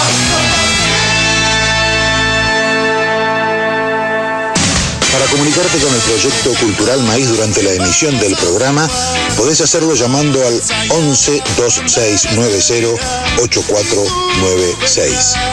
11 2690 8496. Pero además, el resto del tiempo podrás solicitar nuestras publicaciones, charlas y seminarios comunicándote al 11 2294 6420. 11 2294 6420. Y también podés hacerlo a través de nuestros Facebook, Proyecto Cultural Maíz y Proyecto Cultural Maíz Radio. Proyecto Cultural Maíz, nacido en América como el maíz para alimentar la conciencia de nuestros pueblos. La patria vencerá. Y ahora el pueblo que se alza en la lucha, con voz de gigante, gritando adelante. El pueblo unido jamás será vencido. El pueblo unido jamás será vencido. La patria está forjando la unidad de norte a sur. Y acá tenés una larga cola de preguntones. Prepará. Zulma está primera en la cola. Bueno, la pregunta, ¿se me escucha bien? Perfecta. Perfecto. Muy bien. La pregunta es con respecto al ARSAT, si es nuestro o está vendido a manos extranjeras. Hay una parte que sigue siendo nuestra, por suerte. Hay otra parte que las concesiones, hay una parte que ha quedado en manos del Grupo Clarín. Podemos decir que hoy en día hay una cuestión mixta, pero por suerte sigue habiendo, porque fue armado de una manera bastante estratégica también, donde permiten que la soberanía siga siendo argentina y que, viste que están esas empresas donde las acciones del Estado no es tan fácil desprendérselas, tiene que haber toda una maniobra muy... Si bien conocemos que hay gobiernos que todos esos entramados lo pasan por arriba. No sabemos de qué hablas, ¿eh?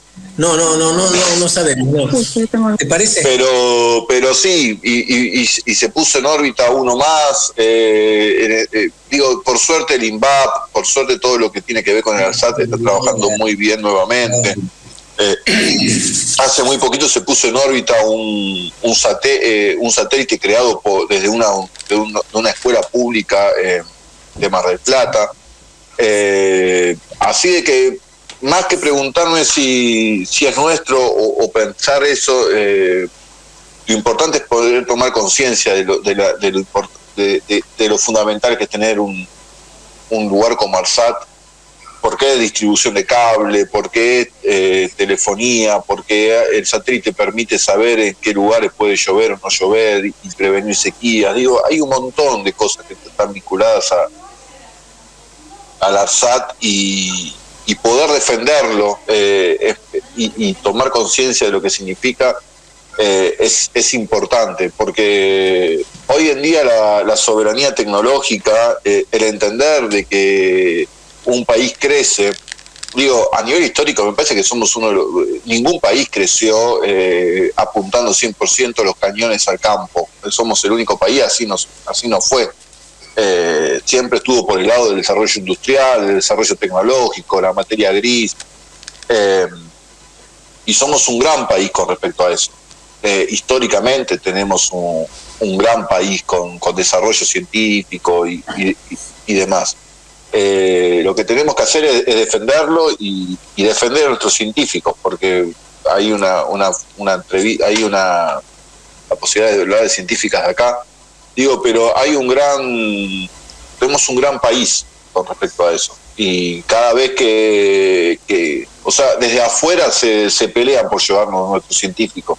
A los creadores del ARSAT, a los creadores se pelean porque tenemos algo, no sé, debe estar en el gen argentino o algo de que tenemos una capacidad de sacar personas muy inteligentes y muy capaces, y que en otros países del mundo lamentablemente los cuidan mucho mejor de lo que nosotros los podemos llegar a cuidar cuando hay cambio de gobierno o demás. Tenemos dos realidades argentinas: maravillosas universidades públicas con acceso libre, y además lo atamos con alambre. Somos argentinos y eso vale en cualquier parte. Bueno, acá tenemos a Roberto y a Silvio, que tienen que definir quién pregunta. Vamos a usar un método científico para estar a la altura de este programa, que va a ser piedra, papel o tijera. Dale, Silvio. Muy bien. Bueno, yo le quería preguntar que nos explique un poquitito cómo hacemos nosotros los usuarios particulares para pelear contra un gigante como Google. Bueno, no va a tener esa respuesta, claramente, ¿no? Pero me gustaría que nos comentes un poquitito lo que se conoce como el derecho al olvido. El derecho al olvido ahora se puso un poco de moda con el caso de Natalia De Negri. No sé si ustedes se acuerdan, Natalia De Negri era una mediática que en algún momento se hizo muy popular por el caso Coppola, y que hoy en día, creo que pasaron como más de 20 años desde aquellos años, está radicada en Estados Unidos, y ella considera de que lo que hay dando vuelta por internet no la representa, y quiere que cada vez que vos busques a Natalia De Negri en Google no te indexen páginas vinculadas al caso Coppola, porque era una época donde ella era muy joven, tenía 21 años, donde era mediática, estaba en los programas de Mauro Viale y demás, Y lo que le está pidiendo a Google es esa posibilidad de decir, bueno, no quiero que la gente me recuerde y me conozca por esto, porque hoy mi carrera va por otro lado. Y se está generando un gran debate, porque en el año 98, por ahí, en España, hubo una persona de que era un abogado y que de alguna manera tuvo un problema con una propiedad, se la remataron, hubo hipoteca, y empezó a circular por internet esa noticia, ese dato que si bien era verídico, si bien era real, a él lo perjudicaba en su reputación. Entonces le pidió a Google durante mucho tiempo que eliminara esa información porque lo perjudicaban en su carrera. Recién en el año 2004 se pudo establecer la cuestión del derecho al olvido, pero queda muy a merced de que Google decida si es o no vinculante a vos la posibilidad de borrarlo.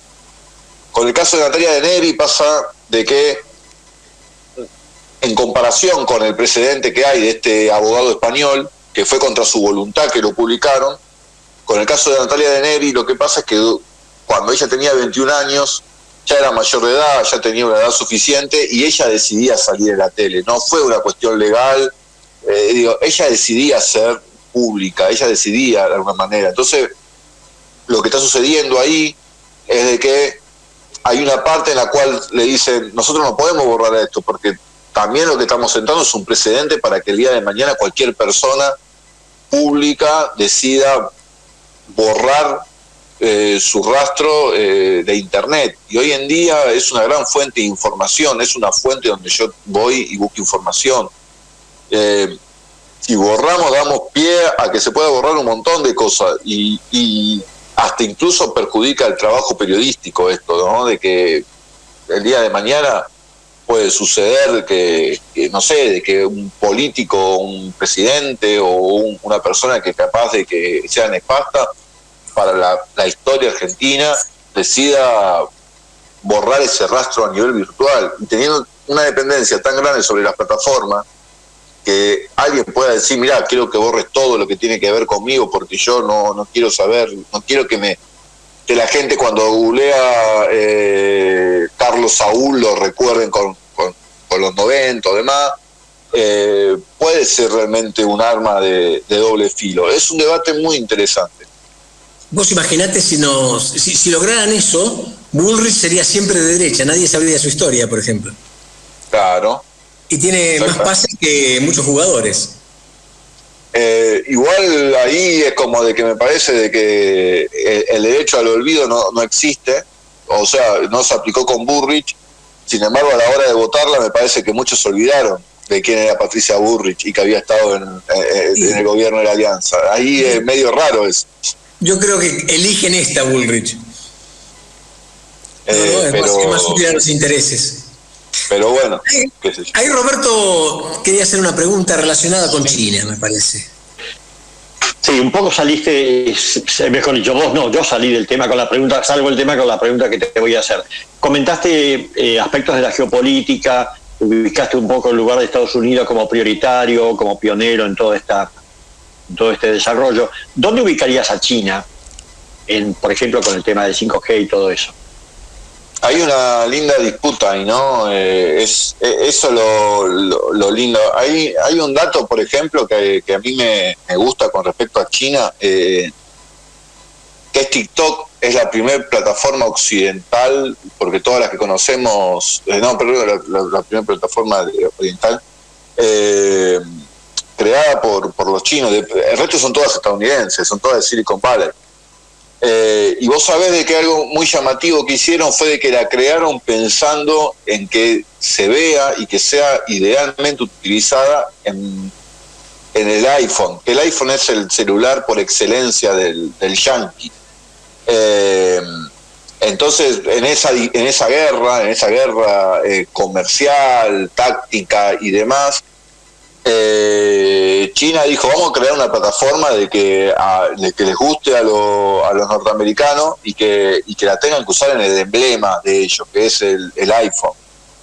Es un lindo ejemplo de ver cómo se están peleando y cómo de alguna manera Otro dato, por ejemplo, muy interesante con respecto a China y Estados Unidos y demás, es que las plataformas, si bien lo habíamos dicho anteriormente, las plataformas se les está fueron creadas por el Estado y el Estado puso plata y demás.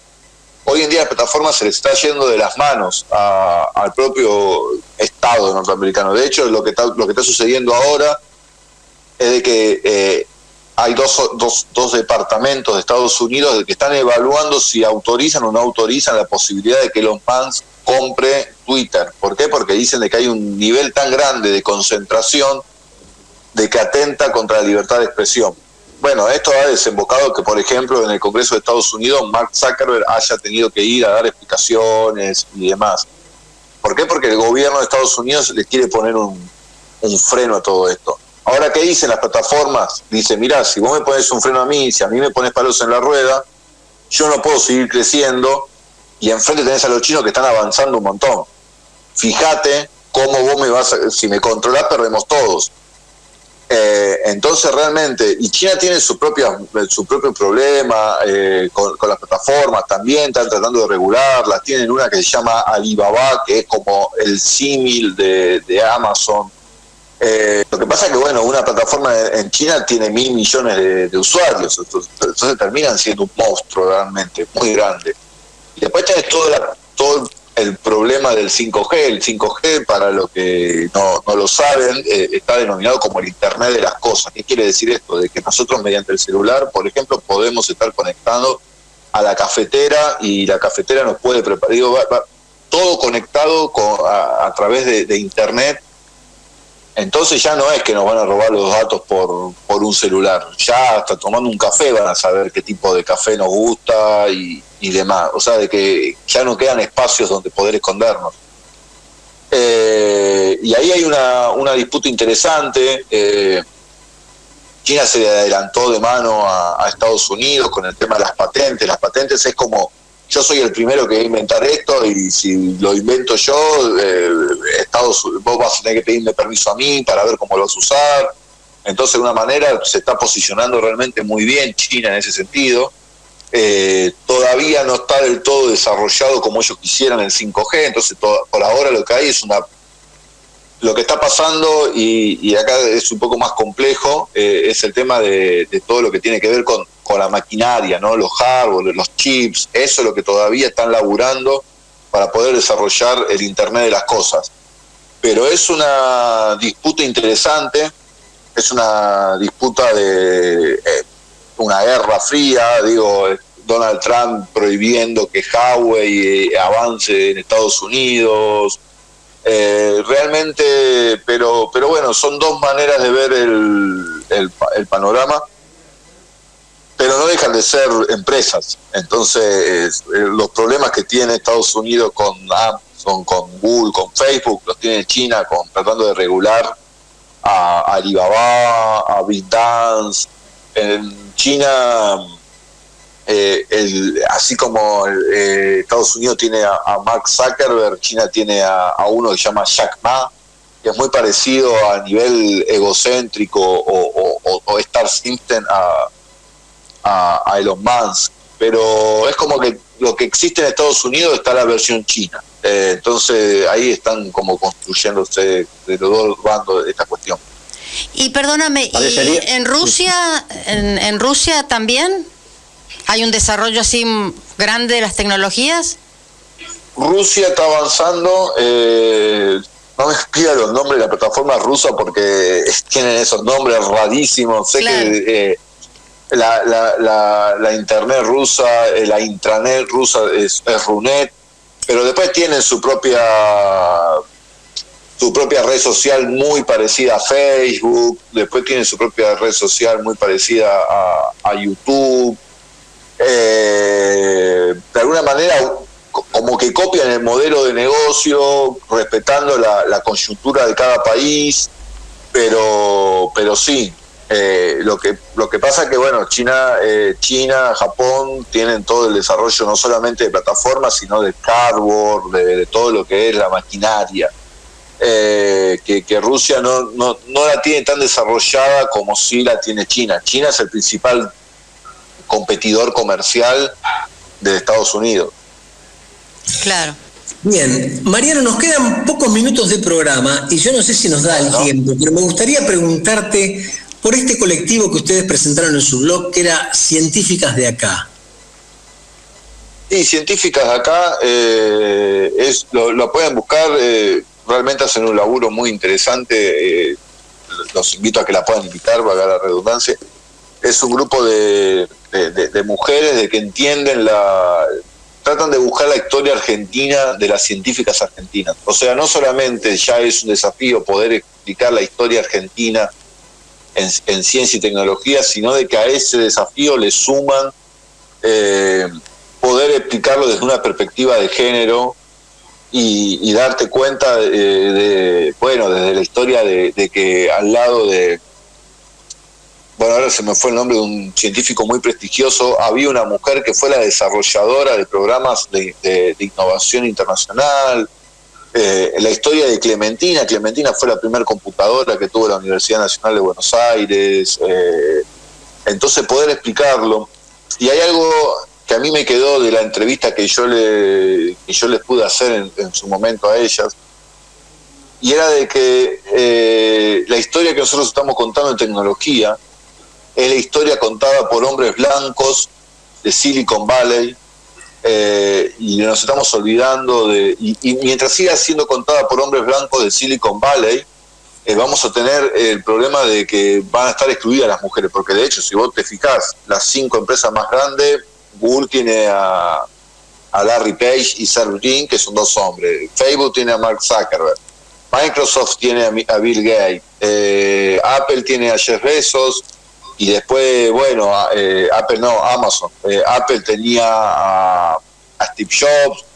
Digo, son todos hombres, de alguna manera. Y son todos hombres blancos de Estados Unidos. Y hay una historia que no se está contando. ¿Y quiénes son las mujeres? Y ellas hicieron algo muy copado, muy interesante, que es que empezaron a contar las historias de las mujeres que fueron parte de la revolución tecnológica argentina. Empezaron a explicar lo que es el techo de cristal. Hay algo muy interesante. El 80% de las personas que cursan materias, carreras vinculadas a ciencia y tecnología, son hombres. El 10% es mujer. El 10% de esas mujeres les cuesta mucho hacer carrera dentro de instituciones. Hay algo que se llama techo de cristal, es que a los lugares jerárquicos no llegan, no tienen posibilidad de llegar. Entonces ellas lo explican, ellas ponen en palabras quiénes son las mujeres que están trabajando con la ciencia y la tecnología, empezaron a hacer la biografía de esas mujeres y empezaron a pedirle a su público que pudieran empezar a citar qué científicas conocían y ellas poder entrevistarla. Eso derivó en un libro que retrata la biografía de ellas. Es muy interesante seguir el trabajo de ellas para poder entender quiénes son las mujeres que están detrás de la ciencia y la tecnología y que ocupan lugares muy importantes y que muchas veces son ninguneadas, muchas veces son ocultadas y que por suerte existen medios como ellas que pueden poner en palabras todo ese trabajo que vienen haciendo. Es excelente todo lo que nos has relatado, Mariano. Está como para entrevistarte otra vez más. Estoy a disposición de ustedes las veces que quieran. A mí me encanta poder participar en los programas. Tengo esa cosa como soy periodista, entrevisto. Mañana tengo una entrevista que de paso tiro ya archivo de mañana. Vamos a entrevistar a la gente de ODIA. ODIA es el observatorio que de alguna manera están laburando muy de cerca lo que está pasando con el gobierno de la ciudad y los datos biométricos y todo lo que está haciendo el gobierno de la Reta con las cámaras y demás. Va a haber una entrevista con ellos. O sea que a mí me gusta ser entrevistado, poder entrevistar, charlar. En algún momento he participado con algún artículo en el PDF que sacan ustedes, no sé si lo siguen sacando, se me perdió un poco el rastro, pero he participado y desde ya los invito a que si hay alguna nota que les gusta para subirla al PDF, están de libre circulación para que lo puedan hacer. Y los niveles de los derechos de autor. Sí, sí, no, la idea es esa. Después veremos cómo podemos financiar Multiviral para poder tener la página web, que es el objetivo que tengo por delante, que seguramente sea con las charlas y con algún que otro libro que estamos por sacar. Claro, excelente. Nos queda un minuto de programa y yo quiero pasar 2 chivos. El primero es tuyo, invitando a los oyentes y a todos nosotros, porque este tema nos despertó mucho interés, a tu blog, que se llama Multiviral. Exactamente. Y el segundo es invitarlos mañana, enfrente del Ministerio de Transporte. Hay una gran movilización convocando para derogar el artículo 949/20, que tiene que ver con las vías navegables. ¿Es así, Zulma? Así es. Queremos que se derogue el decreto 949/20 y que se active la realización del canal de Magdalena, entre otras cosas. Bien, una lucha por la soberanía y una más. Agradecidos enormemente por tu participación, hemos aprendido mucho, nos hemos sacado muchas dudas, somos una manga de preguntones. Me encanta. Realmente nos has hecho sentir muy cómodos. Y por supuesto, gracias Silvio Benítez, gracias Zulma, gracias Mónica, gracias Roberto. Gracias a todos. Gracias aquí a Gabriel y nos despedimos. Un abrazo, Mariano. Gracias, Mariano. Gracias. Mariano, un placer. Saludos a la audiencia y hasta el martes.